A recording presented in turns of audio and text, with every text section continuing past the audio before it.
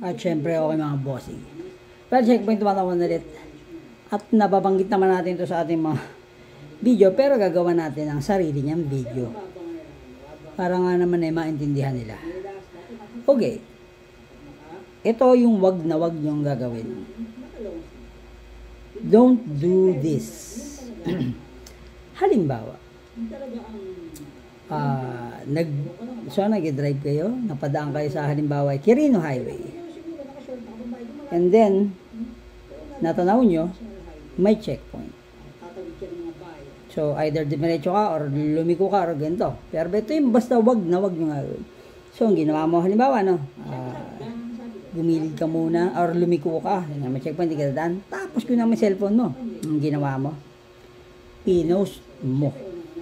Ba, may group kayo, may GC kayo ng mga rider, etc. May sama kayo, ganun. Wag na wag mong ipopost as warning. Na halimbawa, pinost mo, mga paps, ingat kayo rito sa Quirino Highway, malapit sa SM Nova. May checkpoint. Ingat-ingat lang. Watch the word. Watch the word. Ano yun? Panoorin mo yung hindi. Ibig sabihin nun, bakit mag-iingat? Anyway, kung criminal ka, ay dapat ka mag-ingat sa mga pulis dahil talagang, di ba? Alam mo na kung bakit. Pero, being a civilized citizen na nasa sibilisadong komunidad o lugar, bakit may post? Or bakit ka magbibigay ng warning sa mga kasama natin sa FB or GC or kung ano man yan, no? Bakit mo sasabing mag-ingat sa checkpoint? Hindi ko mag-gets. Well, gets ko naman. So anyway, ganito lang yan. Ano bang galit yung police? Bakit kailangan mag-ingat checkpoint? May illegal ka? Mag-ingat niya kayo. Pero anyway, ganito. Mostly hindi Ang sinasabi niyang pag-ingatan ano yan, sasabihin lagid-lagid naman tayo sa mga violation niya. So, maling-mali pa rin, boss. Wala ka naman, kung wala kang makikitang violation, wala naman magiging problema. Tsaka isa pa, lahat naman kung super minor lang, violation mo, pwede mong ipakiusap. Tandaan po, walang hindi nakukuha sa pakiusap. Okay? At saka wag natin i-post as warning. O kaya wag natin i-post sa Facebook publicly. Bakit? Baka po makita ng iba. Bakit naglagay tayo ng checkpoint sa isang lugar? Lalo mandatory checkpoint. Una, maari pong nagkaroon ng isang insidente dun sa ibang lugar na pwedeng dumaan dito. So, ang tinatawag doon, may hot pursuit. Merong nakalusot doon or merong nangyaring insidente doon in which pwedeng dumaan dito. Kasi pagdating niyan doon, halimbawa sa Valenzuela, may hinahabol sila or may tumakas or whatever na, ganito gagawin yan. May ipag-coordinate yan sa pinakamalapit na presinto kung saan man lulusot yung kung duman man dito sa halimbawa galing Valenzuela, dumaan ng Liano Road, so Bignay, gano'n. So pwedeng lumabas ng Bayan, General Luis, etc. etc. So ang gagawin ng Valenzuela Police, may ipag-coordinate sa Caloocan Police para makapaglagay ng checkpoint sa bandang Caloocan, Liano, Vista Verde, etc. Yung lahat ang pwedeng exitan. At may ipag-coordinate din sa Novaliches Police Station para sakaling doon naman kumbaga ma-apprehend natin yung tao. Don't do na ipopost mo yan publicly, lalo na publicly. Dahil nga po, may mga ganito. Bakit ba naglagay ng checkpoint yung mga pulis? Magbababad lang sa init, magpapasikat. Mas maganda lagi sila nandyan, 24 hours para talagang mabilis makaresponde. Kaya lang kulang po sa personnel sa mga tower. So yan lang, lagi natin binabanggit sa mga video natin wag niyo i-post. Ako sila, pinatulan ako na ganyan, talagang piniem ko siya Makasakit po ako na alam, mali kasi. Pero pinaintindi ko sa kanya, sabi ko sa kanya, sir gusto mo, usap tayo personal. Pero walang pagbabanta. Papaliwanag siya yung bakit. Ganito, ganyan. Sumasagot pa. Ayan. Inumura pa ako. Ayan.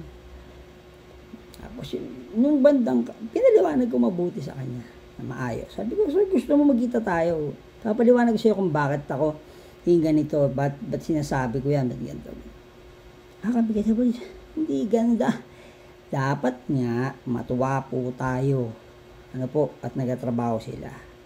Matuwa po tayo pag may pulis. Ba't kayo matatakot? Mas protected kayo pag nandyan ng pulis. Sa ganito mga bossing, ba't ikaw pag nagka-problema ka? Halimbawa, wag naman sana, magkaroon ng aberya sa lugar niya. Sino naman tatawagin? Diba, barangay or pulis? Or malamang pulis ba nga, diba? So, better yet, i-clear nyo yung mga utak nyo. Wag na wag pong magpo-post sa Facebook publicly or kahit sa mga group or private GC nyo na, oh, tol, may checkpoint dito. Maliban na lang kung si yung tol na may violation o may hindi pa proper ang kanyang mga documents at mga, di ba, papel, kung whatsoever kung ano kailangan yan. So, anyway, kagaya ng sinabi ko, ako nga, di ba, tibay ko nagpo-post ng last year mga gato, nag-reels pa ako sa FB ko pero inamin ko na. So ngayon proper na tayo. Ako, nangyari sa akin, checkpoint checkpoint ako, yun, no choice. Talaga napahinto ako dahil wala ka actually, minto naman ako, kaso minsan siguro kasi pagka ganyan, hindi naman ano yung kumbaga yung checkpoint nyo, hindi naman kumbaga pag nakita ka niyang medyo hindi ka na parang sige diretso ka na, gano'n nangyari, diba? Nakwento ko na to, napara, etc. Wala, expired ang lisensya ko, wala pa ang dalang registro, madaling sabi, impound ang motor, baan lungkot, pero yun ang nangyari, yun si kaso ko. So after nun, isang buwan, March, April, May, nag-renew na ako ng lisensya, tapos June bumili na ako ng bagong motor, which is proper. Ganun lang mga bossing, ha. Wag na wag. Kung may mga minor violation, halimbawa dadaan ka sa isang lugar, may dala kang isang motor or may minor violation ka sa ganito. Kasi halimbawa kabibili mo lang ng unit, nag-buy and sell ka or binili mo. Sir, kasi ganito po. Kabibili ko lang po nito. Siyempre hahanapin ng pulis. Kasi ang katabayan na bili mo yan. So dapat meron kang black and white. Naintindihan naman ng pulis yan. Kahit sa totoo lang, kung ako, mas madali makiusap sa pulis kaysa sa mga enforcer. Anyway, ito lang yan. Kung sakaling ganun, basta't minor violation or kasi kung dinala mo yung isang sasakyan na walang papel, talagang subject for impounding yan. Kahit nakasakay pa yan sa sasakyan at nakita at sinita ng pulis, hindi naman dahil pwede sabihin natin na parts out, pero hahanapan po yan ng documentation Kaya dapat meron kayong proper na detailed transaction na naka black and white. Yung transaction details nyo nakalagay doon, diba? So ganun lang. Again, wag na wag ipopost ang PNP checkpoint sa Facebook na warning, oy, wag naman dito, yari na naman sa mga gutom na to. Diyos ko, marimar. Please clear your minds mga bossing. Nagtatrabaho sila, mas maganda po yun. Nakikita natin sila sakali, mas maganda po yun. Dapat mas feel safe tayo pag nandyan sila, because they protect and they serve. Ang hirap po ng mga pinagdaanan ng mga yan mga bossing. Hindi lang basta-basta kumatok, tinanggap. Kaya nakakalungkot yung ibang pulis na nadadami sa mga ganito. Siyempre tao lang din yan nagkakamali. Anyway, so ganun lang. Simple lang. Wag na wag po ipapost. Wag matigas ang ulo. So anong gagawin pa natin? Let's rock and roll.